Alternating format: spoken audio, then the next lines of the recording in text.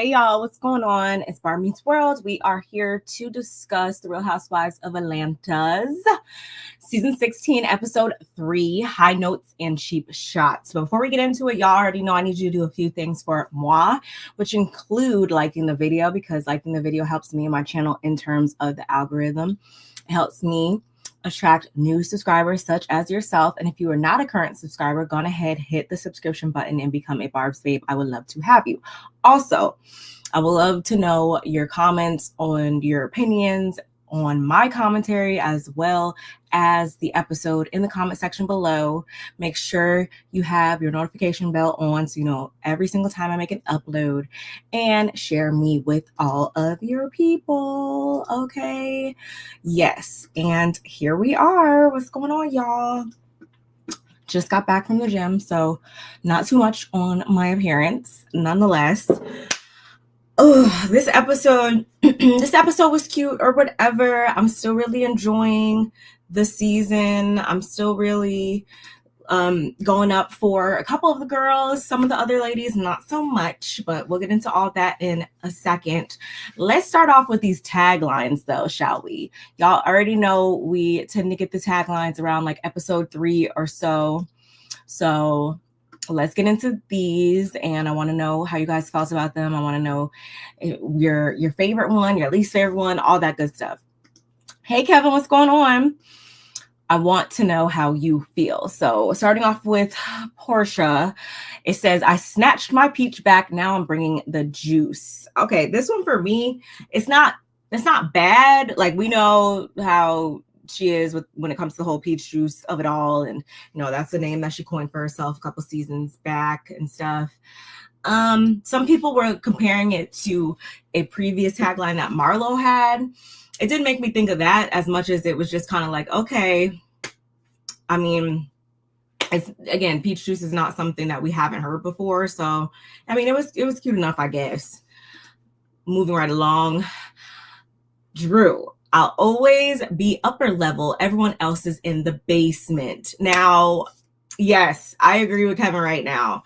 This right here is my favorite tagline because it's just like it literally suggests what we already know is going on in her real life, which is the fact that her soon to be, hopefully any day now, ex-husband is literally in the basement right now. And it's just, I don't know, it's just such shade, I feel like, for somebody who's been on this platform, or when that individual was on this platform, telling her that she deserved Lunchables and et cetera, making her look crazy as hell time and time again. I just feel like it is super petty and cute all at the same time, and I am so here for it. Yes, shade Ralph all day long. I am totally okay with it. At least favorite. Oh, I think we're gonna be in sync on that one, Kevin. +1, honey. I've always been that one, Shamea says. I mean, it's cute, but it's not as spicy, sassy as I would like to have it been. Of course, it's a nod to her always being labeled as Porsha's lapdog, her flunky, her assistant, insert comparative title here. So I mean, cute, whatever. I'm not really surprised that she went this route, because she's obviously trying to reinvent herself on the show as a peach holder, not just a friend. So I get it. Oh, oops, right here. Then we have Kelli. I'm a mom of 4 girls. Give me attitude and I'll ground you too. This is cute, but I feel like with Kelli, to me, she hasn't really led with her being a mom. Obviously, yes, we know she has 4 daughters. I'm not saying that she hides being a mom or that she doesn't like being a mom. It's just when she came onto this show and stuff, it wasn't like mom, being a stay-at-home mom, or we haven't really seen her, except for obviously the first episode when she gave her daughter like 17 gifts or whatever. It's not like, I feel like she leads with boss woman more so than mom. Do you guys understand what I'm saying? I hope that makes sense. Shamea's is my second favorite because she is the glue of the entire group. Yeah, I respect hers and stuff. Again, it wasn't as like spicy as I would have liked to see, or as clever as I would have liked to have saw. But I'm not mad at it because yes, you're right. She is the glue. Kelli is corny. Kelly's is corny. Sorry, not sorry. yeah, it's just I get she was trying to, I guess, educate people on, you know, you want to give a little bit of for your personality, you want to give a little bit of what you truly have going on in life or whatever about you. I get it. But again, for me, she doesn't lead with the whole mom of it all. So I just would have assumed she would have went like the along the lines of like a boss lady type of shtick. But it's all good. I looked right at her nose. Okay. Angela, if you want to find the shade, just look for the oak. For me, I respect how clever it is. Like, this is what I mean when I say I like to see clever. I like to see it, but at the same time, I'm gonna need her to back on up from the whole Oakley, oak, the the reinforcer, whatever. Like, I get it. You're married to Charles Oakley. And I mean, maybe if she hadn't led with the put some respect on my husband's name and yada, yada, yada, then maybe I would feel differently. But it's just like, okay, girl, we get it. Like, that's your name. You're married to him. Okay, whatever. Then maybe I would appreciate it more. But I mean, I do respect it because it's clever. And it encompasses, you know, a little bit of shade, tree. Y'all get it. I get it. Y'all get it. I get it. So, I mean, I get it, but who else? Oh, Brit. I'm pretty and paid. Of course, there's haters trying to shade.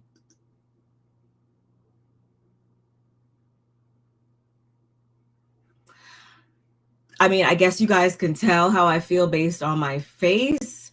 This did nothing for me. I feel like she has just been relying on the whole I'm pretty, I'm married. Like, that's pretty much been her description, her caption, if you will, the entire time, these last 3 episodes. And it's just like, okay, girl, we get it.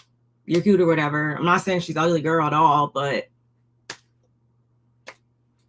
and paid, we have yet to see that. I feel like, because based on this whole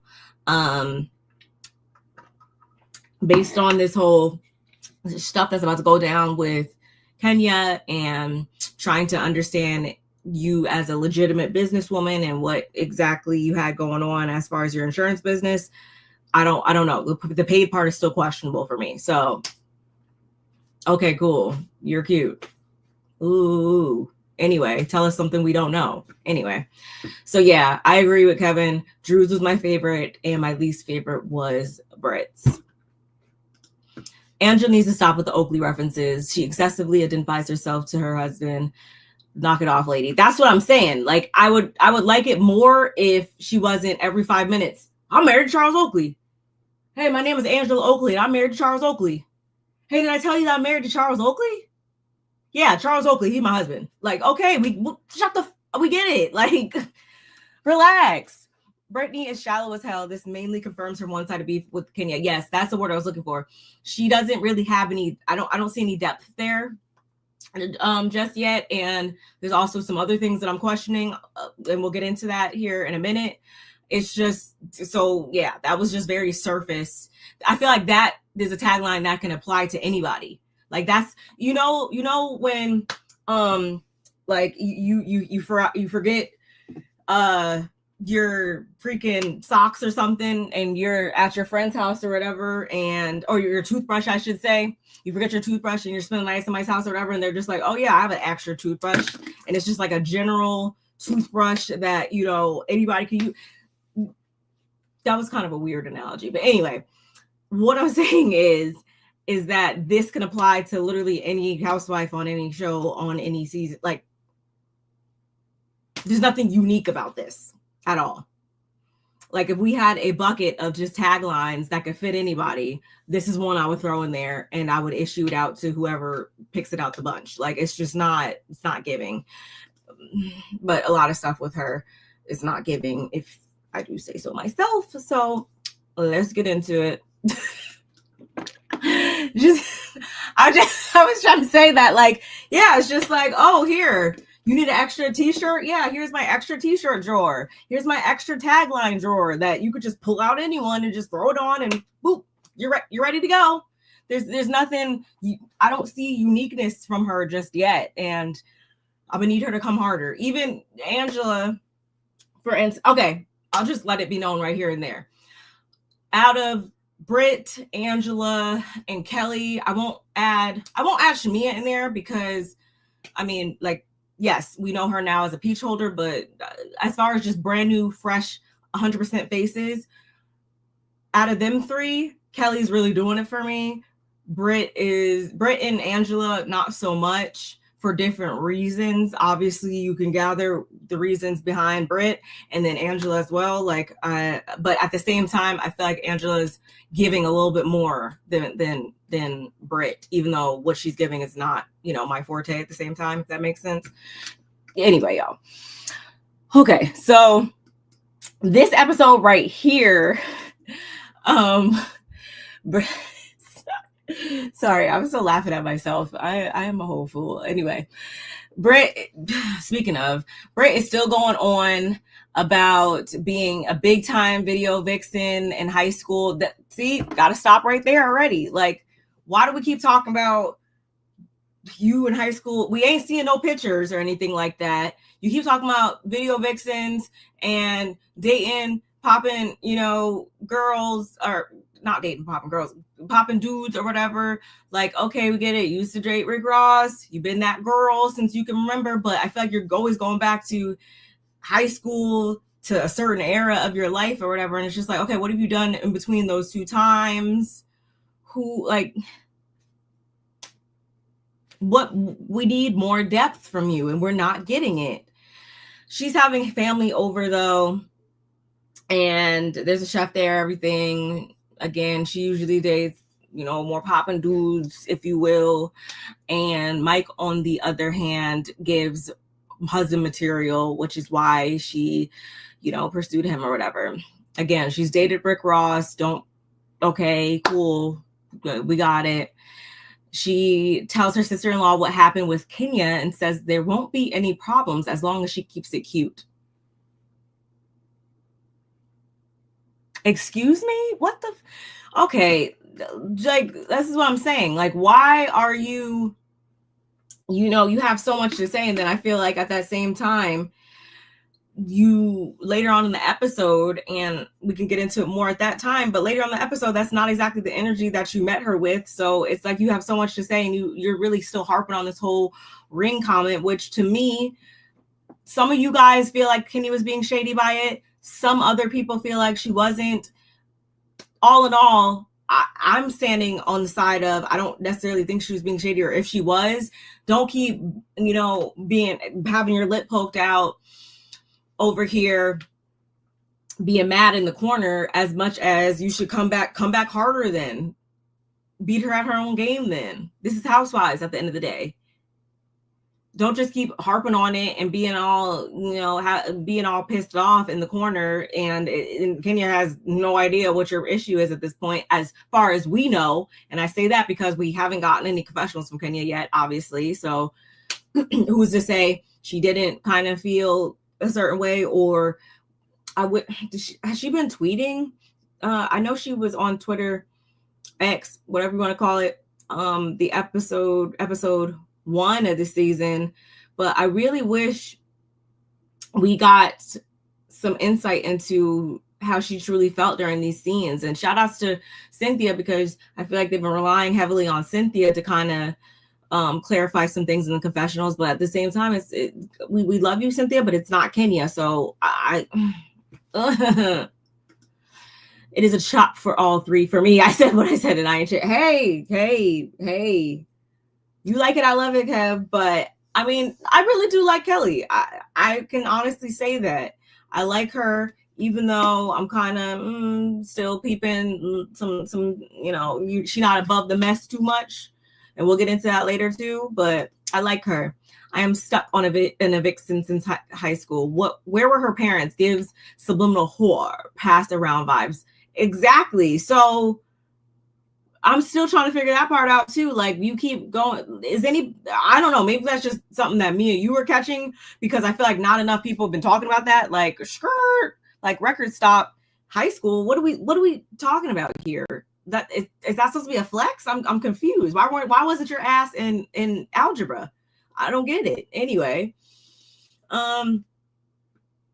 so we do, okay, I'll give her this much, but still kind of confused at the same time. Brit, we do get into how she's still trying to talk about this whole ceremony and stuff. And Mike, how do we feel about this? It's episode 3, so I feel like we can start to really peel back some of those layers on some things that maybe some of us have been picking up since episode 1. Mike seems disinterested. I'm not going to say he doesn't love her. I don't think that we've seen that much yet, but what I will say is he seems disinterested in having these conversations. He seems disinterested on filming. It seems like he has better things to do, and maybe that's just his personality. I don't know, but it's just not really giving. I'm not seeing the sparks and stuff like that between him, them, whatever. I don't know. Nonetheless, she lost her dad in 2015. Her mom, unfortunately, wasn't able to receive the $2 million death benefit because he was transitioning from one job to another job during that time. And so because of that, she had to launch a GoFundMe to bury him, I guess, for funeral accommodations. And she also launched her insurance agency because of this reason, because she didn't want anyone to have to go through this. So she, says whatever. I'm like, okay, that makes sense. Some people were kind of confused on, like, if he was transitioning from one to another. I don't understand how, that wasn't the case and stuff like that. That's just, that's because I'm assuming he had his life insurance tied into through his employer or whatever. Like, sometimes your benefits packages, you can have the company's life insurance policies or whatever. I've always had my own and whatnot, but in this case, that does definitely suck to have to face that during that time when you're, you can't even grieve because you're too busy stressed out about, making accommodations and stuff, and who's going to pay XYZ and funerals and all that, y'all, is not cheap. It definitely is not cheap at all. So I do understand that being a motivator as far as her going into the insurance business, but I have been still hearing, like, okay, was she a legitimate insurance agent? Was she not? Like, I don't know. Her business practices have still been being questioned in these streets. So I don't know. Brittany's story does not add up at all, to be honest. I get Mia vibes from her. Yeah, as I'm saying, like, something is amiss there. And that's why I'm never going to condone revenge P or anything like that, y'all, by any means. But I feel like Kenya probably clocked some things that we kind of are clocking, because if you can't tell, like, my wheels definitely have started turning on old girl. And I need to know more, because it's, as Kevin said, it's not really adding up. It's definitely giving me Mia vibes a bit. And then even her talking about, I feel like in the first episode, she was like, oh, I know shade, or she was talking about how she was privy to knowing certain behaviors or whatever that were being displayed at the party or whatever between her and Kenya, I want to say. And I feel like when she spoke about her reason behind it being that she has, like, sisters and stuff like that, I feel like that's also when she said that she's always been looked at as, like, a mean girl or whatever, but once you get to know her, she's, like, super sweet or whatever. I feel like, again, just then fast forward to this week and her saying that her and her sisters kind of aren't as close anymore because of how when she like dissolved the business or whatever, or sold the business, she fired one sister because the one sister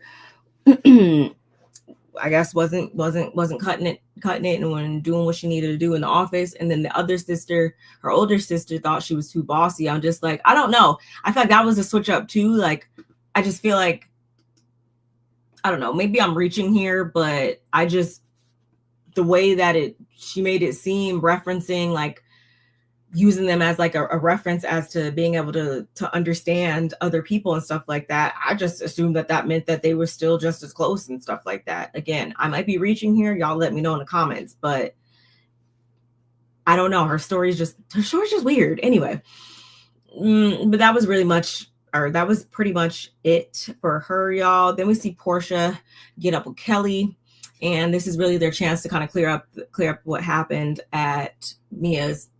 See, now I'm saying the wrong names. At Shamea's party. And this is also during the time where Kelli is preparing for her mommy and me event with Balmain. So of course she invited all the ladies, including Porsha. And it's very important that they clear this up before they have this, all hands event, so to speak, or whatever. So it doesn't go left in front of their daughters and all that. I respect it. I understand. Porsha, on the other hand, she doesn't quite know how to take Kelli other than basing it off of her loudness. I'm like, okay, well, that's fine or whatever. But I really enjoyed what Kelli said in response. She was like, well, she has different personalities. Yeah, maybe, but Porsha has different men. So what is the difference? Okay, baby. Oh, okay. And I like Kelli for this type of reason, where it's just like she's not afraid to say what's on her mind, no matter who it may offend. She's really, telling like it is when it comes to people like Porsha, who are out here trying to point everybody else's flaws out and try to call them out for basically not being girls or being messy or however you want to put it, when in all actuality, Porsha, you've done some foul, low down stuff now. Let's pop me kettle. So Kelli made it seem as though she was simply just inquiring, her and Brit, about this whole thing with Porsha and Simon or whatever, more so from just a complete inquisitive space, more so than them trying to be messy. And somehow, some way, Porsha proceeds to say that, well, at that time, I kind of looked at it as I need to proceed with caution, pretty much, for an attack on me. And somehow this takes a turn of Shamea being labeled as a person that was trying to set Porsha up for an ambush at her party, because it's just like, oh, but she told you to tell me that at my party, pretty much, or at her party, pretty much.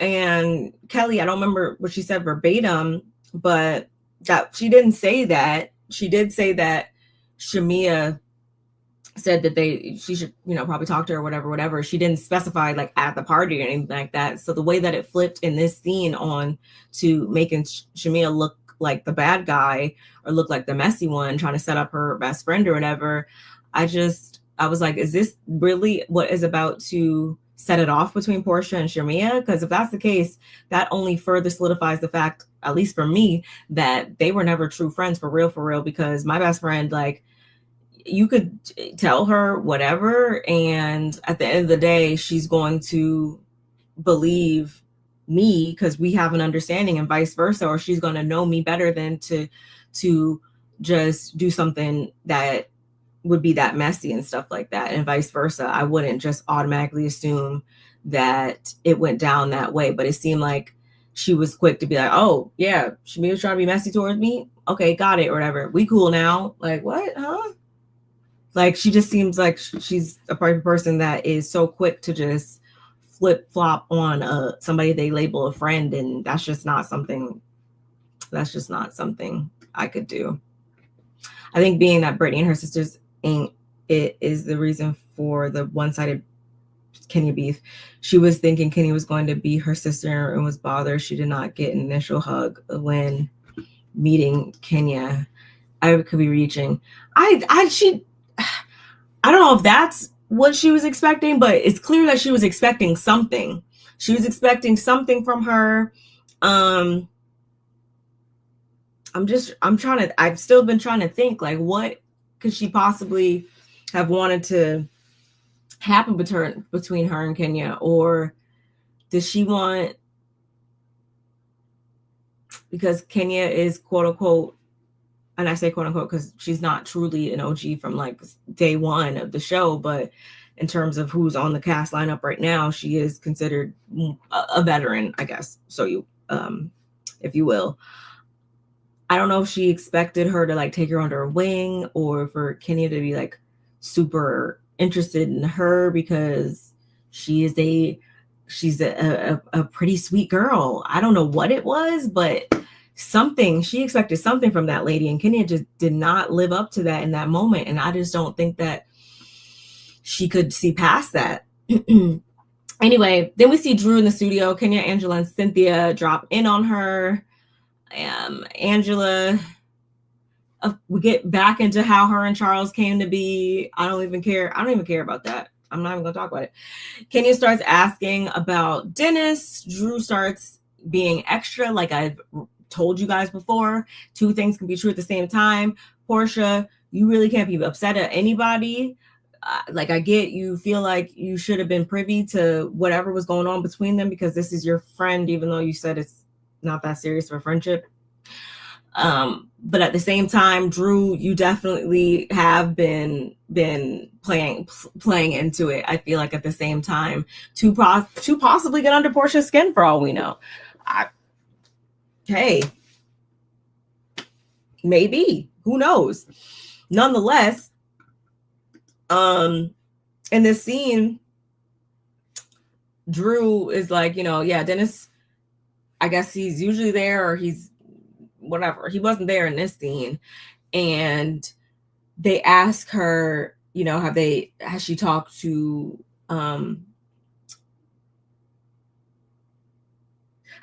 Dennis about what happened between her and Porsha? And Drew's whole thing is like, yeah, I mean, we texted a little bit, but no, like, we don't talk on the phone or anything like that. Shout out to production for letting us see that beautiful footage of Drew literally on the phone with Dennis. And that's why we can't give too much to one side without pointing out the other, because it's like, Drew, at the same time, Porsha has her issues, but you be lying too. So it's just like, girl, what really can we believe as the audience? I don't know. It's just so weird to me. Kenya tells Drew she was dead wrong for not speaking to Porsha prior to. And this is also when we see Drew talk about how, well, she did actually reach out to Porsha on multiple occasions. She reached out to her on January 23rd. Porsha didn't respond back until January 26th. Drew reached out again on February 23rd, and Porsha responded on March 8th. They were supposed to go to eat at Nobu. Porsha wound up canceling, so on and so forth. So Drew's trying to illustrate how she did try to, I guess, talk to Porsha. She did try to, reach out to her so she wasn't blindsided, I guess, pretty much is what she was saying. And Porsha gave her the cold shoulder time and time again. I could definitely see that happening. I really can, because just like I said, Porsha, I don't think she ever really took Drew as a serious friend or anything like that. I really don't. So I can honestly see her just gaffing her off. It's crazy. It is appearing Kelli was asked to go for Porsha and Brittany towards Kenya. And it seems like, sorry, I spilled my cup, or I dropped my cup, y'all. It seems like, yes, you are absolutely correct. I know I pointed this out in, I think, last week's video, or maybe the first episode. I clocked it since day one. And you know what else? To add another person onto that, if I feel like at this point it's safe to say that Angela was told or had an agenda to go after Shamea. That's what it's looking like to me. And some have been successful, and I feel like some other ones have not. And I feel like we're going to continue to see that transpire throughout the rest of the season. Cynthia, she gave her testimony on how Kenny asked for I guess, her blessing, pretty much, I guess you'd say, for her to cast Leon in one of her like productions or whatever. And Kenny's like, you're out here being portrayed as a whore, not hoe, because it's a whore versus a hoe. And then of course they also bring up Shamea and Angela, and I feel like Angela tried to clean it up in that moment and act as though she didn't say what she said, or Shamea never said anything along the lines of "Are you and Dennis effing?" or anything like that. What she said was, "Are you guys dating?" If I'm not mistaken. You put some extra sauce on that, Angela, and I feel like you're carrying it back to them, making it seem like I didn't even come at her like that. She just freaked out on me. And it's like, damn well what you did. You stop playing in our faces. Stop playing in our faces. Cynthia's whole thing is baby daddies just hit different, child. Okay, maybe they do. I don't know. I ain't got one, but I feel like when it comes to Porsha, it's always going to be a double standard, I feel like. And that's why to y'all, that are like, how could you like her and stuff like that? Like, I think she has a fun personality. I think she is fun to watch and stuff like that. I definitely do. But Porsha has a lot of her flaws, and this being one of them, where she thinks that what she does to other people, it can't be done back to her. And it's just so wrong. And I don't agree with that. I never will. Then we see Shamea sit down with her sisters. She has two older sisters, and we already know about Shiloh's health complications, but unfortunately Shia also had to get her tonsils and her adenoids removed. And her sisters were just very supportive of her in this moment, and she actually goes into detail about how they've been the main sources of support for her during all this stuff. Even her one sister, who also suffers from lupus, has actually been there for her more than a little bit. And I think that's awesome that they have that bond and stuff. And it seems as though Shamea is the type of person that obviously takes on a lot and stuff like that. And it just goes to show that even the strongest people, like we sometimes overlook overlook the fact that strong people have bad days or do need support systems, and can't just always be the supported person. They need to actually be poured into as well. And I feel like this is just a testament of that. And it's nice to see that Shamea does have people that are in her corner and that are unwavering and aren't about to just switch up and start acting weird towards them or whatever. So, okay, let's get into Angela and Charles. She had already mentioned that she purchased like 5 homes and was renovating them in the Atlanta area or whatever. So she actually visits one of the properties that her and Charles actually have gone in on. I guess they both went in on all 5 together. And so she's out there, she's getting stuff out of the car, whatever.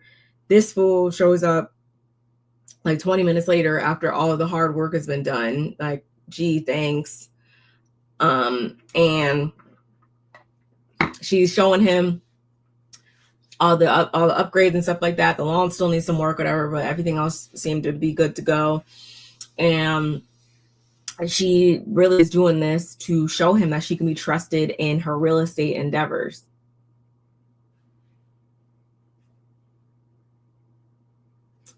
I'll just keep going. So she actually goes back to 2017, or talking about 2017, when that whole fiasco went down with him at Madison Square Garden. And at the time they were newly married. And from there, like, he needed time to heal. She couldn't heal. So they decided to go to work, or they decided that they were going to work through it living separately at the time, which obviously is something that they've since bounced back from enough to obviously be living under the same roof and still within this marriage. Sorry, y'all. I just got a notification. 1 second. Sorry.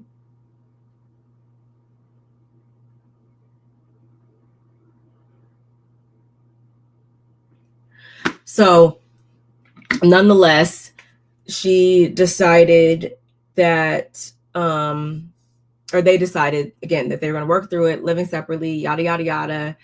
And now, fast forward to today, she really wants to renew their vows. However, him on the other hand, in his eyes, they've dished out all these money on these properties. They have, a lot going on as far as trying to get these, I guess, properties sold and everything and or whatever. And so he's trying to, I guess, hold it over her head, the vow renewal or whatever, because of all this. And 12,000, or then they start talking, or he starts talking about how, like, oh, the therapist, I guess, should give them a discount or whatever. And she's thinking that it'll be like $1,200 tops a month for therapy, whatever. Anyway, I say all that to say, I knew it was some shit. I knew it was some shit with them. And I'm looking at Angela real weird because, one, I feel like you led with, and even on her Instagram or whatever, it's like, oh, real estate, financial, mogul or something along those lines, I want to say. And it's just like, girl, are you sure? It seems like, yeah, you're just trying to pander to him. Are you really this boss that you're saying you are? Because if that's the case, you wouldn't be waiting for no man, no other person to support you in your endeavors as much as you would just be doing them on your own. Ain't nobody ever about to hold shit over my head, because just absolutely not, especially the way that you made it seem as though he has the issues. And then also too, so what were you guys doing during that whole entire period of separation? Or how were you guys working through things then, if you guys are just now only going to therapy? Because I took it as though they haven't been to therapy at all and are now trying to enter therapy. And I'm like, there's been 8 years in between this. So what real work has really been done? And then also, why the fuck are we bringing up what Charles, him having a fight at Madison Square Garden? What the fuck does that have to do with anything? Huh? It was just so random. And I feel like it's random because, as Kevin said, she's not telling the actual story. And I don't even mean the actual story about what really went down at Madison Square Garden, because yes, I did hear that it was actually a fight and stuff like that. And even the way she posed that was like, oh, the owner doesn't like him. And I always just, y'all, if I don't know you, I don't know if that's the case or not. So who am I to decide with one side versus the other on that one? You're saying the owner doesn't like him. Are you sure the owner doesn't like him? Or are you sure that something didn't occur on his end that the owner didn't appreciate too much, and then the owner asked him to leave or something like that? Like, there's multiple sides to every story, like I always say to you guys. So that already was like, had me looking at her really weird. And then again today, so when I was online today, I looked and there was a creator or whatever. They posted a clip or whatever on TikTok talking about how, if we think back to it, y'all, on episode 1, when she was detailing their family tree, she said that, like, she has that 24-year-old daughter, right? Okay. Then she said she has an 11-year-old son. I don't remember if they said the actual age of Charles' son, but she was like, yeah, Charles has Charles Jr., and then we have the 7-year-old daughter or whatever together. I didn't really think of anything weird about that at the time, because I was just like, it was giving a yours, mine, ours situation or whatever, where it's like, you have kids coming into the marriage, you have kids coming into marriage, we have ours together, whatever. That's not weird. I know plenty of people who have that type of family dynamic, blended family. But my wheels really started turning when she said, like, oh, or when she then said what she said in this episode too. And I just felt like that being paired with that, something wasn't right until I seen this video today. And the creator was like, if you guys think about the math on all that, then he had this issue in 2017. It's just like, girl, is that really the case as to why you guys, had this hurdle in y'all's marriage? Or was it that he had a baby on you? Potentially. Again, because look at the math. 24, 11. His son is in between her son and their daughter. He's younger than her son, apparently, but older than her daughter. So I'm like, that's plausible. That could make sense. I could definitely see how, that could play into what led them to living separately and, going through that rocky time. So I just wanted to bring that up because, yes, I do feel like something is not completely being told in all honesty. And in this scene, going back to just how she is going about stuff, it's like, and I feel like the way in which she shows up in the group will really speak to how things are at home or whatever, because it seems like, he's probably the one that calls all the shots and stuff like that, whatever, what he says probably goes or whatever is what it's giving. And then on the other hand, because she can't flex that type of authority at home, is she going to try to flex that type of authority or have a voice in the group or whatever, since she can have a voice at home? I feel like we've seen that with a lot of different housewives, reality stars, people on TV, however you want to put it.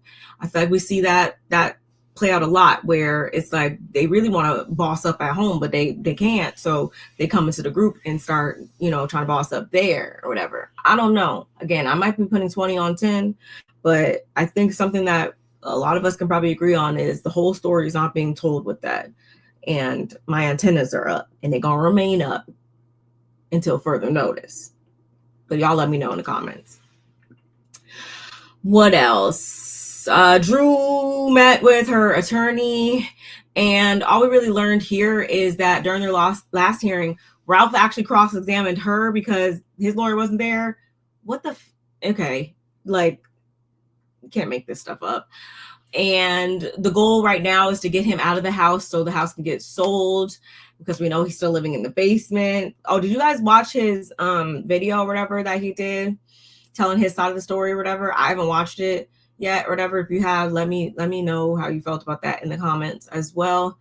And the judge is actually going to go ahead and unseal the divorce documents, because they're kind of, I guess, at a standstill right now because she's released her financial documents. He refuses to be transparent about what his finances are looking like, I guess. And so the judge is going to unseal them, and what all that entails is going to be his serial cheating, him taking money from her account, sexting other women, tracking her, women contacting her, etc., etc. And she gets emotional and makes it more so about the kids. And I'm just like, I mean, I get it. Of course, you never want anything to get back to your kids or make your kids feel type of way or whatever. But I mean, hey, if their daddy ain't shit, their daddy ain't shit. And that's just,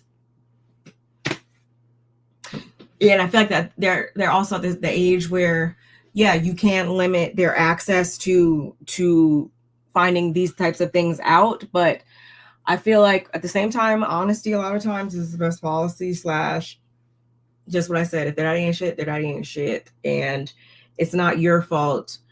And you shouldn't be the one that's feeling like super guilty and stuff like that. Like, of course, you want to safeguard your kids, but ultimately, he's the one that has done all the damages and stuff like that. And when they're old enough, they'll understand. They'll make their own judgments and stuff like that. But whatever needs to be done to move this process along is just what needs to be done. And a lot of times, I feel like, I just feel like in these situations, people will go about it, and it's just like they go about it doing themselves a disservice, honestly, when it's just like he doesn't even deserve the luxury of having them sealed and nobody knowing exactly what went down or whatever. Like, no, maybe this is exactly what needs to be done. Mm-mm. Mm-mm. And again, where is his money? What has he been doing? What does he have going on? Does he have a job? I'm so confused. But then again, maybe I shouldn't be, because just as much as I'm confused by him and how he's conducting himself since we've seen him on our screen, I'm also looking at her weird and trying to figure out the same thing about her, because it just seems like that marriage was just a big ass lie. There was just lies being hurled from one side to the other. It seems like just built on a lie. And I also have to say thank you, hallelujah, because can you imagine knowing, like, being at the place that we are now and stuff like that? Can you imagine? Remember when she first came on, one of her things was how he wasn't trying to adopt her oldest son and stuff like that. Imagine if that's actually probably best. She should probably thank the Lord on that one, because he can only, I guess, he can only ask for child support for the youngest two / that just, mm-mm. And at the time, I feel like we were all looking at him weird and stuff like that, and like being like, why wouldn't you do that? You should do that. Da, da, da. And it's just like, fast forward to now, that is probably an amazing thing that didn't happen.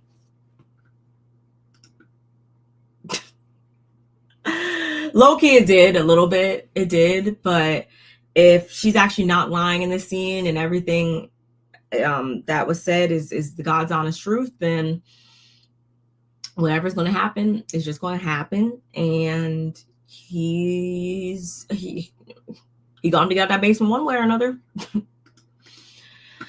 Shamea took Shia to get her procedure done. She was nervous. Jared was nervous, but Shia seemed to be in good spirits, and it seems like everything went successful with that. So we love to see it. Porsha and Miss Diane, they get foot massages, right? And first of all, I was like, not Porsha being ashy. That made me scream.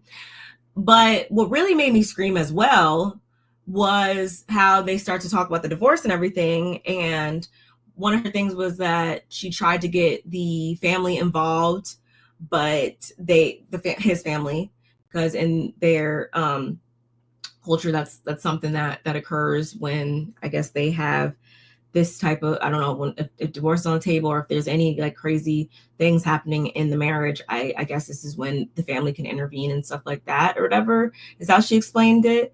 But in their case, the family wasn't trying to get involved. They wanted to be hands off. They didn't want no parts of it. Okay.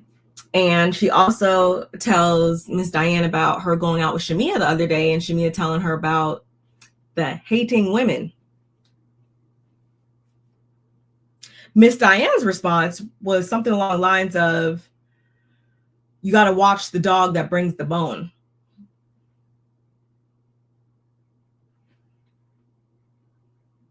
Which in this case would obviously be Shamea, right? Okay. And again, at this point, because Porsha's feeling slighted more so by Shamea than she is at anybody else involved in the situation. And now her mom jumped on board with that narrative as well and is telling her some bullshit. And I say she's telling her some bullshit because watch the dog that brings the book.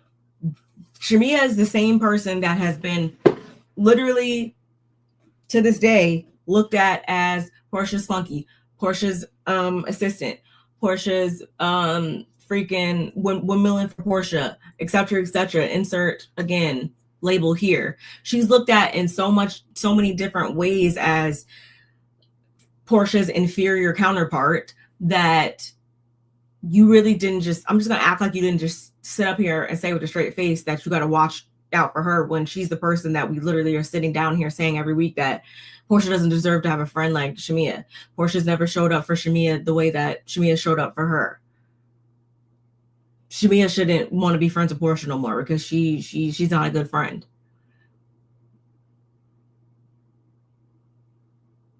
I think the advice that you were trying to give to that side is the advice that you should have been giving to this side, Miss Diane.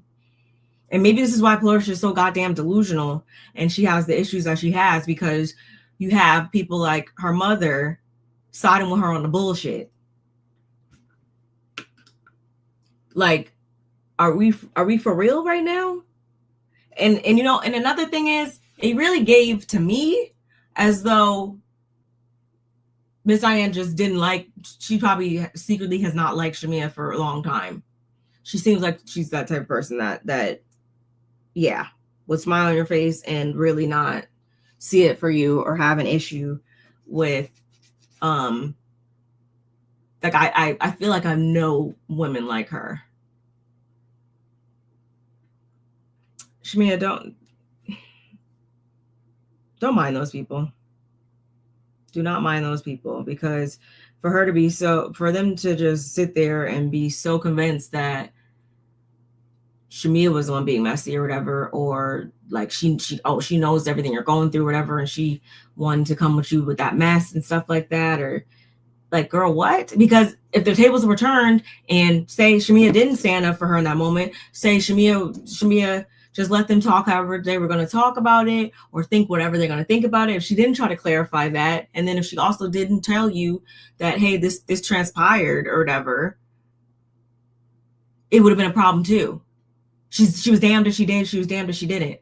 So get the fuck out of my face, Porsha, Miss Diane, with that type of bullshit.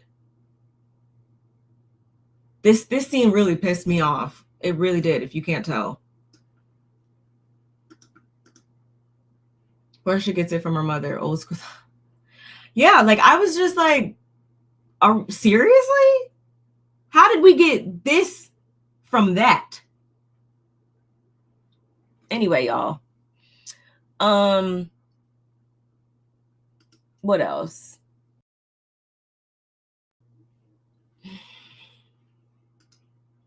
So then we have what is that? Oh, sorry, y'all. So then, final scene, we finally get Kelli's Balmain event, and the event is taking place also to raise awareness for osteogenesis imperfecta, which is a brittle bone disease in other terms. And 3 out of her 4 daughters have been diagnosed with this genetic OSI, I think is what it's abbreviated for. Yeah. Disease. And I'm sorry, but, and y'all, this is absolutely no shade at all, because like I've been saying this whole time, like I actually like Kelli out of everybody, but I can't lie. And maybe because I think I just watched too much TV, too many movies, whatever. I don't know, too many horror movies. I don't know what it was, y'all. But as soon as I saw the way in which Kelli, like, she looked cute, but I instantly saw her outfit and I instantly thought of Jigsaw from Saw. I couldn't unsee it no matter what. Like I couldn't unsee it. And again, like I think she looked cute overall.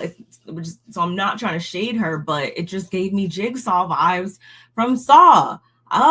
Anyway, just had to throw that out there. So again, taking place at the Balmain store, they shut it down for her and everything like that. And 10% of the proceeds from this shopping day or whatever will go towards this go towards the organization. So Porsha and Drew, they have the same makeup artist apparently, and Drew was being petty, and she was trying to, I guess, like stall to like make Porsha late or whatever, even though Drew still wound up being the last person to arrive. Weird. I guess we'll blame it on Atlanta traffic. Nonetheless, and I will say, yeah, Porsha's makeup didn't look bad, but was it given her same usual beat? No, it definitely wasn't. To from one makeup artist to another, like I definitely saw that. But nonetheless, I did like Porsha's hair though. I thought her hair was cute.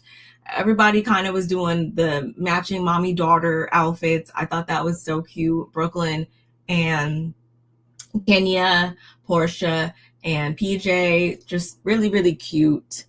And Cynthia, don't wear the, what has been going on with Cynthia in these goddamn wigs, y'all? Like, I don't know what it was, but she had on this bob wig and I was just not exactly here for it. She had another wig earlier in one of the other scenes. It was just not good. And I was like, good, maybe it should slide off. because I don't know if it should be on your head, Cynthia. What is going on? But that did make me laugh, though. Don't pull her hair. It might fly it off. I thought that was so funny. But yeah, everybody looks so super cute in their dresses and everything. Kelli's daughters, the twins, everybody looks so cute. Sipping on their apple cider and their cocktails or whatever, the champagne. Love it, love it, love it. All the girly things right up my alley. But so Angela's whole thing is she wanted to try things again with Shamea. She wanted a do-over, if you will. And so she is eventually going to approach Kenya with that whole thing.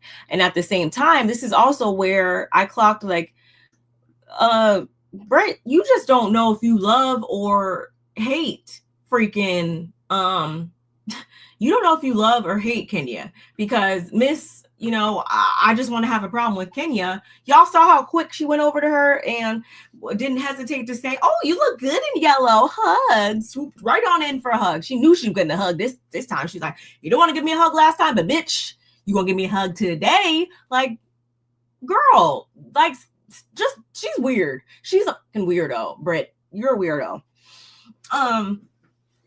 But it was just weird. Anyway.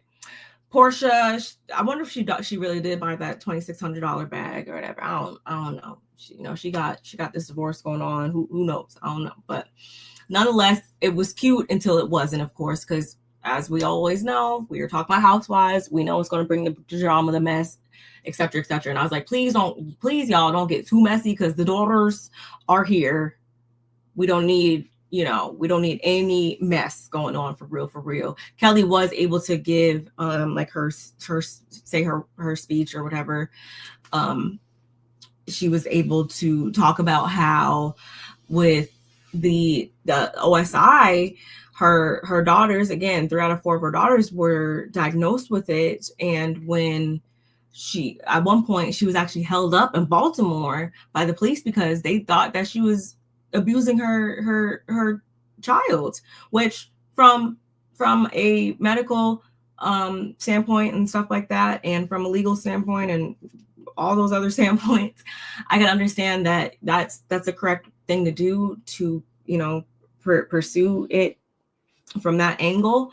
But obviously, as a parent, like, I know how, like, probably traumatic that was for her and stuff like that. And knowing in your heart you didn't harm your child, and you would never harm your child, but they had to go through the proper channels and stuff like that. And from that, they were able to properly diagnose her child with OSI.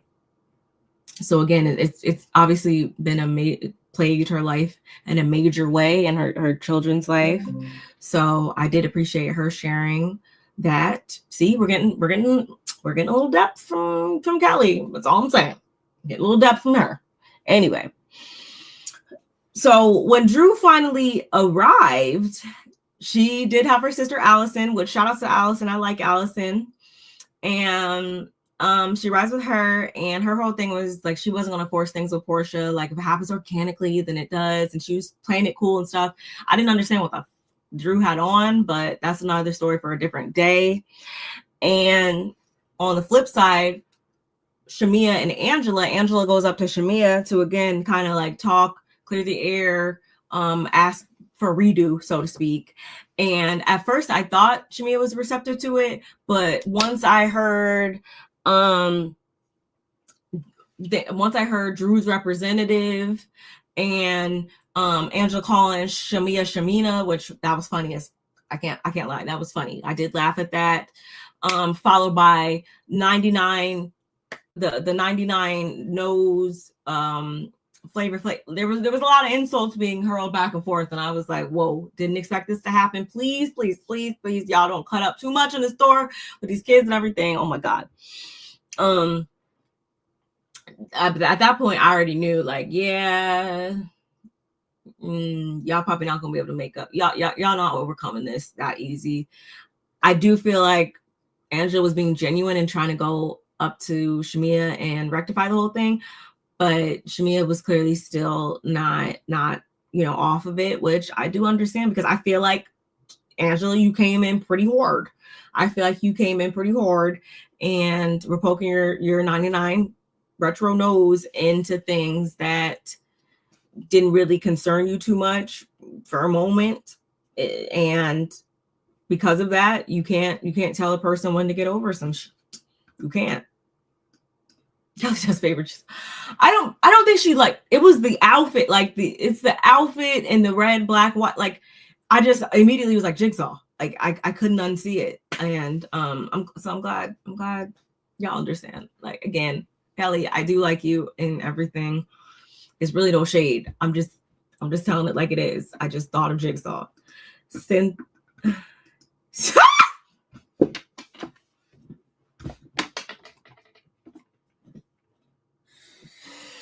Oh,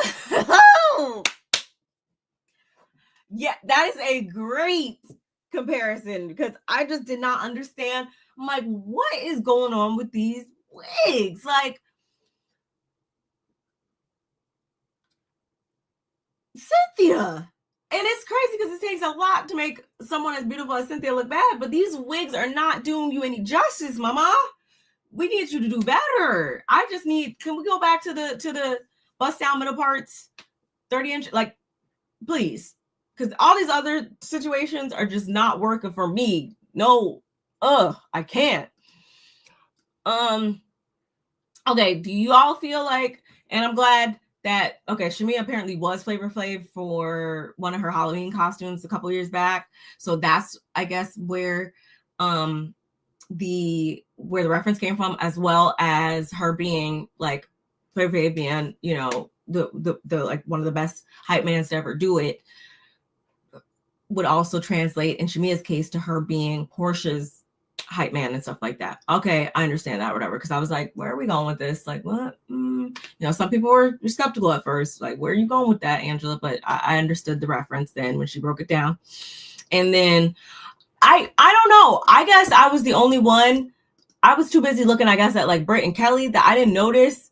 I didn't notice freaking Angela's nose until we started talking about it. And then like I said earlier, now I just can't help but to just zoom right in on it, unfortunately.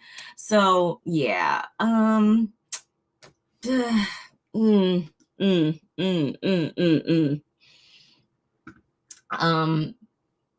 Yeah, I did laugh. I did laugh when Shamea said that. Can't even lie. I cannot even lie about that. Nonetheless, y'all, then Kenya did buy something. I don't know if everybody didn't, whatever, but Kelli did say that $30,000 was spent collectively, and then again 10% of that is going to go to support OSI. And in the end, Shamea and Drew, they were able to hug it out. Shamea apologized to Drew and everything, so they're good. Things are okay between them. Again, things are still lingering between Shamea and Angela, and Kenya and Porsha and Drew. Things are still up with them by the end of this episode. And then also Kenya and freaking Brit, their stuff is brewing under behind the scenes as well, apparently. So we have a lot to really still chew and marinate on as far as the season goes. And then again, this scene ending with Drew going up to Porsha to talk and Porsha not really being receptive to it. And it's like, on one hand I understood, but on the other hand I'm like, girl, you're not about to duck and dodge and pussy pop all your way through this entire season. You gonna have to talk about some eventually. We're not giving you no more chances on stuff. You will have to be hit with the real, and you will have to justify your actions sooner rather than later. You're gonna have to talk about stuff, because even the reasonings behind how she was coming at Drew and over this whole Dennis thing and stuff, I'm still confused because none of her reasons made sense. So I'm sick of her ducking and dodging every little thing. We want to see you talk about some period, or at least I do. And then Porsha calling Allison Heavy D, I did laugh. I guess she's like, basically Drew was feeling bold or whatever because her sister was there behind her or whatever. I'm just confused because I'm like, okay, did something happen that we didn't know about involving like Allison having Drew's back or Allison getting involved in some stuff or whatever? Like something must have happened there because I don't know. I feel like Porsha wouldn't have said that just out of the blue. So if y'all know something, tell me. Because I don't know about that one. I went on Allison's Instagram and stuff to see if she said anything. She didn't say anything. So I'm just really curious where that energy came from. Nonetheless, again, this episode was cute or whatever. I'm looking forward to next week. Seems like we're going to get into a bit more of the drama of it all, y'all. Again, I hope you enjoyed my commentary. I hope you enjoyed this live. Again, if you did not catch it live, if you're going to catch it in the playback, do not forget to like the video. Do not forget to comment. Do not forget to subscribe, share, turn on your post notifications, do all the things. Follow me on my social media channels that are scrolling along the bottom of the screen, y'all. Again, I appreciate y'all for being here collectively. There's 37 people watching, so I do appreciate y'all. And if you're catching us on X, make sure you come over here to YouTube and drop off a like, drop off a comment, drop off a subscription. So all the things, y'all. And yeah, I will see you in the next one. Bye.